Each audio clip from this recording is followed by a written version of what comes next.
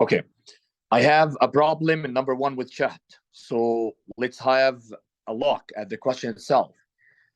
He said, based on the text, how would the group of biochemists in text two most likely characterize the conclusion? I need only the conclusion. Present text one. So I'm going to know the point of view of text two and how it's going to reply to the conclusion, the part that is highlighted here. Here he said, a group of biochemists tested the effects of compound X on human cells and DNA. They found that the compound caused significant damage to the DNA of both normal and cancerous cells, leading to cell death and mutations. So it has negative effects. The researcher asserted that compound X may be too toxic for therapeutic use, and that its mechanism of action may involve interfering with DNA repair enzymes. So we know that this compound has a negative consequences on the cells. Let's look at here how it's going to reply to this chat. He said the researchers have concluded that compound X is a promising candidate. How promising? He said that it's fatal one. It's deadful one. It will cause a disasters for the cells. How are you going to tell me that it's a promising candidate for developing new drugs to treat these infections? So as practical, we're not going to say practical at all. He's going to say that it's a failure. As misguided, yes, text 2 is going to say that this X is misguided because evidence show that compound X may be harmful, and this is what he said, to human cells and DNA. As preliminary means initial, because it required further testing. No, he said it's toxic. Done. As credible, he's not going to say credible, but let's continue. Because it provides strong support for compounds potential as a new drug. No, he will not accept it because it's fatal. Clear, chat? Yes. Okay. Number 2 for Renat.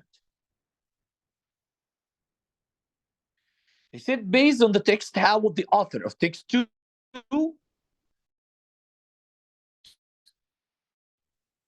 the claims of text 1? So I need to know the point of view and how it's going to reply to the claims of text 1. Movies based on books are a great way to introduce new audience to the world of literature. Because, here he mentioned that people sometimes they don't like to read, they like to watch. So now new audience will come to literature. They can spark interest.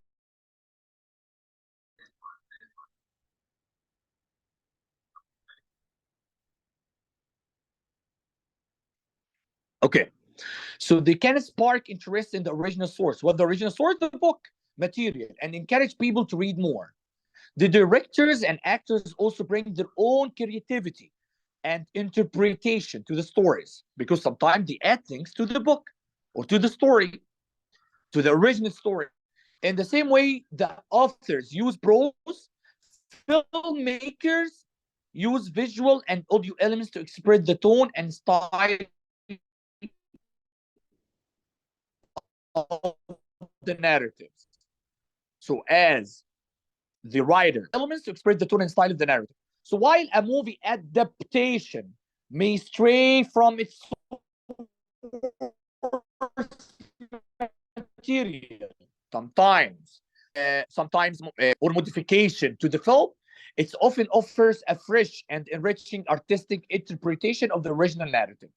Let's find how he's going to reply to these claims. Movies based on books are never as good as the original stories. No, he's not going to accept. He's not going to accept. He said that it offers enriching artistic interpretation. They often change important details or leave out essential parts. Here, he said that, but I said that we're going to. Director and actors rarely capture the true spirit of the characters or the themes. Reading a book is a much more immersive and rewarding experience than watching a movie. Here, he will not accept here. So, text 2 will argue that a movie adaptation can still be faithful to the book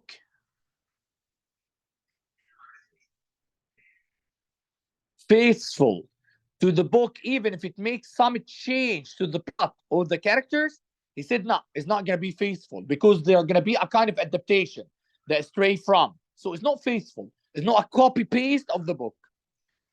By explaining that it's much harder to make a movie based on book than to write a book. No, he said, he didn't say that it's harder. He talked about that here. He said that reading a book is better because making a movie is going to be a complete failure. By insisting that movie based on books are not meant to duplicate the book, but to complement them. Yes, he said it will be enriching. Yeah, it will not be the same copy, but it will be a complete for it. By admitting that most fans of movies based on books don't appreciate the depth and complexity of the box, he didn't say.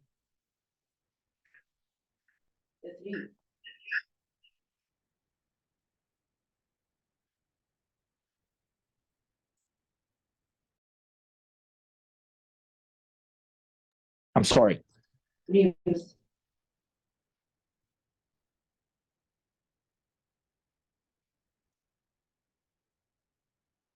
Okay.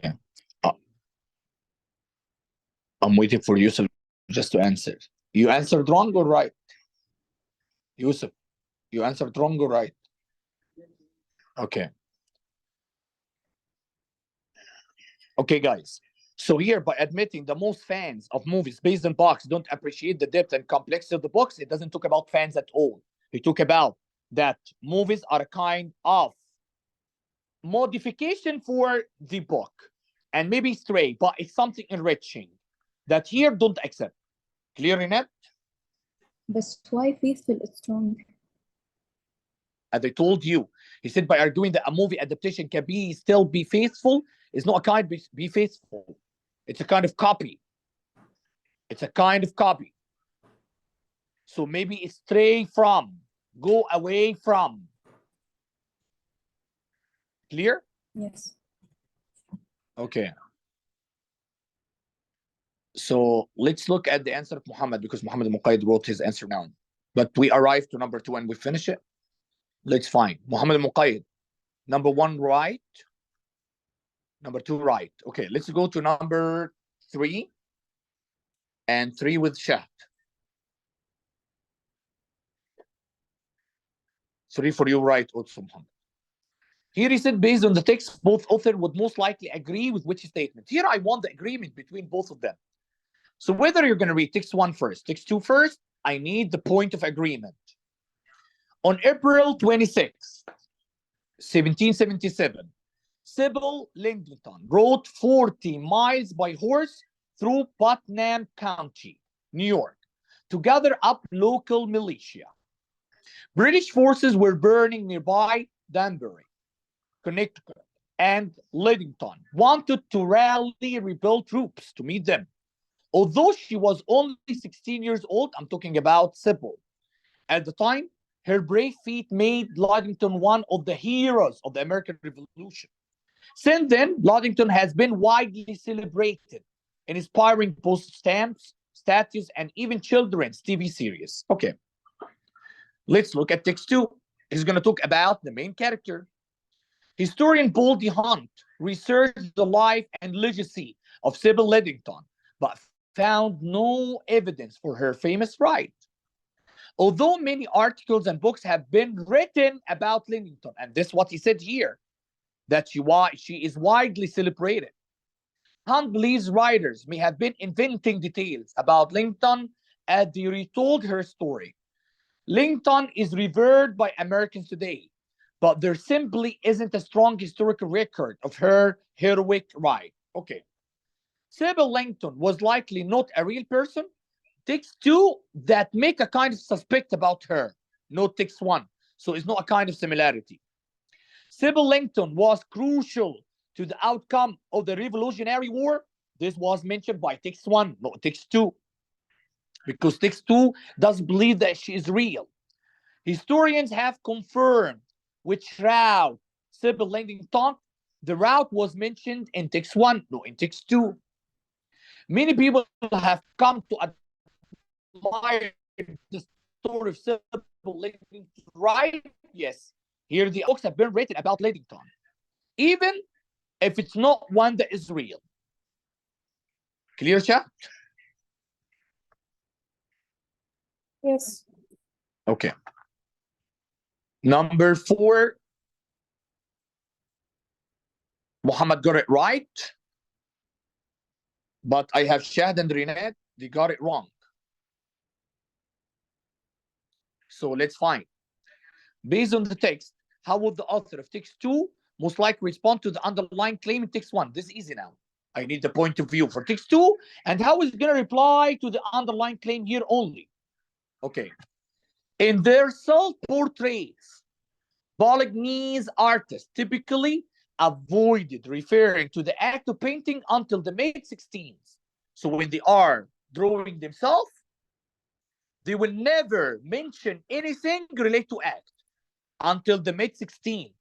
However, Lavinia Fontana, 1577, so during this time, painting, self-portrait at the keyboard stand out as the earliest example of such a work by an artist from Bologna.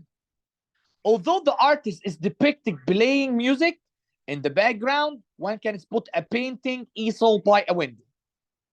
So this one of the example that mentioned to 1600, while she drew herself while playing piano or music, but at the back or the background, there is a spot painting easel by a window. Okay, let's find how it's going to respond to this one. In the city of Bologna, the first artist to depict themselves painting was a man named Annibale Carrisi. So it's not the same name of this one? Yeah, it's not the same name. So here, how this is going to reply to this? Self-portrait at the keyboard was painted earlier than Carrisi painting. Earlier than. Okay, mister, but I don't know how it's earlier. You're going to find here that this Italian painter, 1500, will depict themselves in their work. And we know that 1500, still, we are talking about the whole age. At the time, painting was not respected as a profession. So painter mostly chose to emphasize other qualities in the self-portraits, like their intellect or social status. Here we said it, a painting of his form around 1585. Look here. Look here. So when it's drawn in 1585, 1585, so after this. So keyboard was the first. Then 1585. Earlier than Carrisi painting, and also refers to the artist's craft. Yes, this is the right answer till now. Let's find this. Carracci, this one, and Fontana were among the most well-respected painter in Bologna at the time. We don't know that they were respected or not. Nothing mentioned that. And here is not going to reply to this by well respected. It's not related, actually. Fontana likely inspired the reference to an easel and platé in Carracci painting. Actually, he doesn't talk about, he said easel and platé. But the problem that, as you can find here, he doesn't mention this. He mentioned only the other two. But he didn't mention the second two. The depiction of Fontana in self-portrait at the keyboard, and self-portrait at the keyboard was intended to underscore the artistic creativity. Okay, wait, mister. Actually, when she drew it, she didn't want to mention that anything about painting. So here it doesn't talk about the artist creativity. So the right answer is A. Shahd and Rinat, clear? Yes. Rinat? Yes. Okay. Number 5 for chat.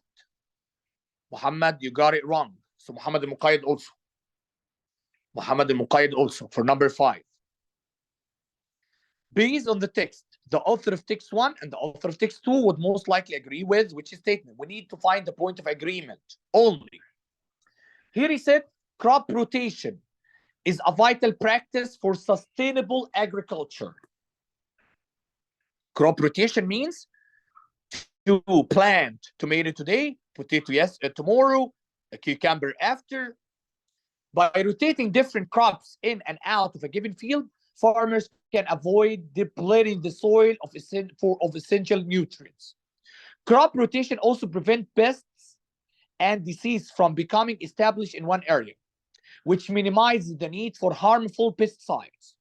While it may take a bit more planning and effort, the long-term benefits of crop rotation are clear. So we talk here about the benefits of crop rotation despite whatever planning or effort that will take more time. Takes two. While the environmental and agriculture benefits of crop rotation, let's talk about the benefits, are well documented, increasing the practice is unfortunately not a simple fix. Also, we talk about the practice or the planning. Farmers often face market constraints that make it impractical to rotate crops regularly. For example, they may have contracts to produce a certain amount of particular crop, or they may find that the only way one or two crops are profitable enough to sustain their farm. Thus, urging farmers to rotate crops more frequently is often easier said than done. Okay, but both of them talk about the benefits. Shah and Muhammad, both of them talk about the benefits. So crop rotation has well-established environmental and agriculture benefits. Yes, both of them talk about the benefits. Despite Text 2 talk about certain, we're going to say, drawbacks to the crop rotation.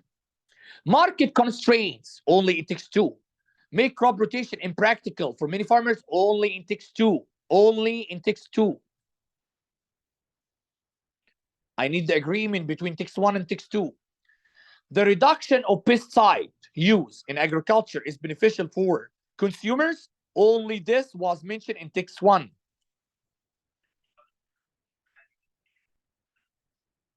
Farms are more likely to fail commercially if they employ crop rotation. This only mentioned in Text 2. So the answer is A. Shahd, clear? Yes. Muhammad Muqayyad, clear? Yeah. Okay. This was number what? I have also Muhammad Abu Khair, clear? Yeah, Mr. Yes. Okay. Number 6 is right for all of you. I don't have any mistake with all of you. Number 7, no mistakes with all of you. Number 8. Let me see number 7. Muhammad Muqayyad also right. Number 8, I have Muhammad al-Muqayyad. I have Shahd. And I have Rinad. Based on the text, both authors would most likely agree with which statement? Again, agreement. American sculptor Edmonia Lewis is best known for her sculptures that represent figures from history and mythology. So she likes to make statues of figures from history and mythology, such as the deaths of Cleopatra and Hagar.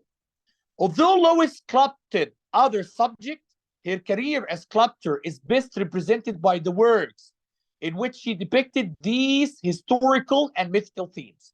So he talk about her reputation related to her work, related to historical and mythical themes. Let's find here. Text 2, I need the agreement.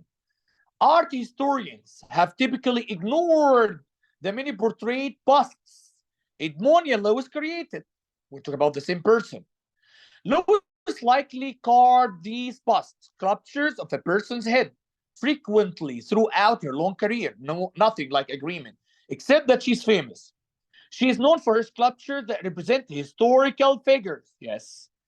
But Lewis likely supported herself financially by carving portrait busts for acquaintances, means friends or people that she knows, who paid her to present their features. Thus, Lewis' portrait busts are essential aspects of her career as sculptor. The main thing right now that she draws about historical figures for both of them. Sculpting representation of historical figures, okay, was a short-lived trend. No, it wasn't short. She was famous for that one. But here he adds that she earned financially by drawing other people. Lewis' work are varied are varied, yes, historical and mythical. In the subject they depict, yes, historical and mythical. And here he said historical and her acquaintances, her friends. So varied. She didn't depend only in historical. It was different, varied, historical, mythical, historical acquaintances. The death of Cleopatra is Lewis' most famous prize, piece, only in text 1. Only in text 1. Lewis' portrait bust have overshadowed her other work. No, he didn't say that. Actually, it's out of topic. So the answer is B. Muhammad al-Muqayyad, clear? Yeah. Shahd, clear? Yes. Rinat, clear? Yes, it's clear. Okay. Number 9. Muhammad al-Muqayyad, right? I have number 9 with Muhammad Abul Khair and Shahd. Based on the text, both authors would most likely agree with which statement? Again, I need agreement. Some animal species like the leopard can be found in many kinds of areas. On the other hand, tropical mountain bird species tend to be limited in the types of spaces they can call home. Take care. So he talked about leopard, then he talked about tropical mountain bird. Here, the leopard you can find in many areas. The tropical mountain bird, it's limited. This is because many mountain bird species are only able to survive at very specific elevation. Over time, these species have likely become used to living at a specific temperature. Therefore, these species struggle to survive at elevations that are warmer or colder than they are used to. Let's find the other one. A new study reviewed observation of nearly 3,000 bird species. So I talk about the bird. To understand why tropical mountain bird species live at a specific elevation, the same thing, that they live at specific elevation. They noted that when a mountain bird species was found in an area with many other bird species, it tended to inhabit much smaller geographic areas. So the competition is less for them. It's thus likely that competition for resources with other species, no temperature, limits where these birds can live. Okay. Here we talk about the temperature that limit their allocation. Here we talk about that competition. Little is known about how tropical mountain birds build their nests. We didn't talk about the nest at all.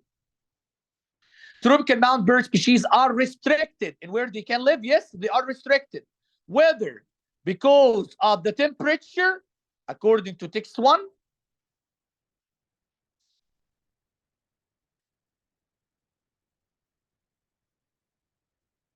or because of the competition, because of text 2. Okay, guys? Yeah, okay. Tropical mountain bird species that live at high elevation tend to be genetically similar. We didn't talk about any kind of genes. Scientists have better tools to observe tropical mountain bird than they did in the past. We didn't talk about the tools or the scientists. Shahd, clear? Yes.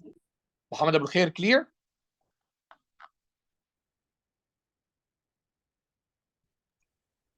Muhammad Abul Khair. Okay. Thank you. Now it's going to be the time for the test of the second domain. Be ready? It's going to be in 32 minutes. In 32 minutes. Let me send for you the answer for this one.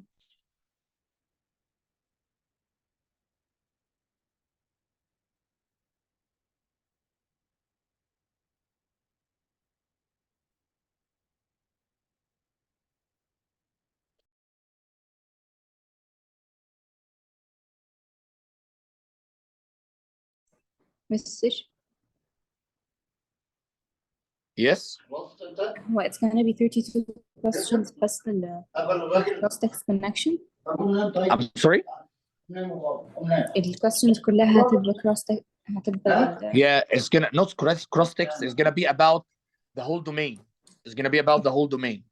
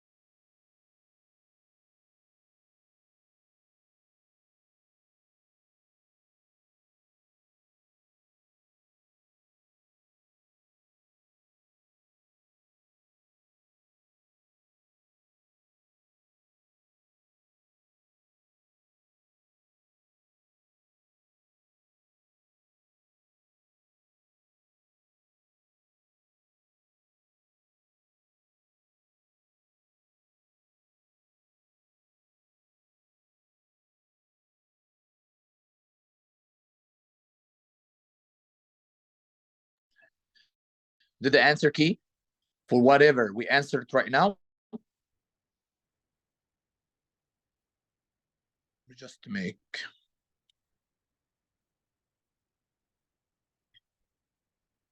Okay, Ram, quickly.